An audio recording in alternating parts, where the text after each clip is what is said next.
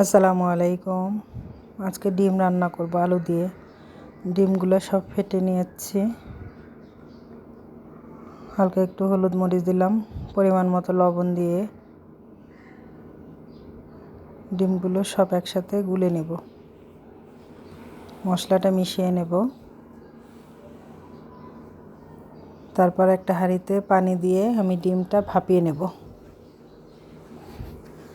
ওই হাঁড়িতে আমি পেঁপে সিদ্ধ দিয়েছি, পেঁপেটা ভর্তা করব।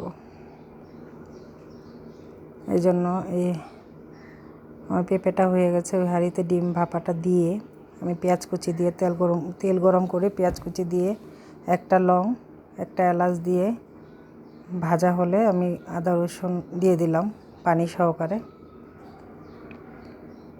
হলুদ মরিচ ধনিয়া পরিমাণ মতো দিয়ে হালকা লবণ দেব একটু, যেহেতু ডিমে লবণ দিয়েছি লবণটা আমি একটু কমই দেব। তারপর কষিয়ে নেব। আমার ডিম ভাপাটা হয়ে গেছে, নামিয়ে নিয়েছি। এখন আমি আলুগুলো সব দিয়ে নিলাম। আলুগুলো সব কিউব করে কেটেছি। আলুগুলো কষানো হলে আমি পানি দিয়ে দেব।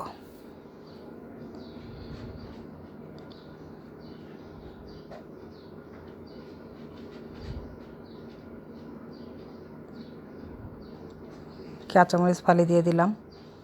ডিমগুলো সব ছোট ছোট আলুর মতো করে কিউব করে কেটেছি। ডিমগুলো ফুলে বড় বড় হয়ে যাবে, এজন্য ছোট করে কিউব করেছে।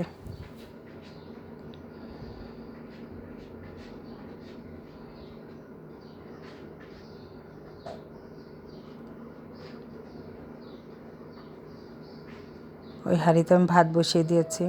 ডিম দেখেন কীরকম ফুলে ডাবল হয়ে গেছে। তরকারিটা আমার হয়ে আসছে। ভাজা জিরে গুঁড়ো দিয়ে দিলাম। কিছুক্ষণ ঢাকা দেওয়ার পরে নামিয়ে নেব। তরকারিটা হয়ে গেছে।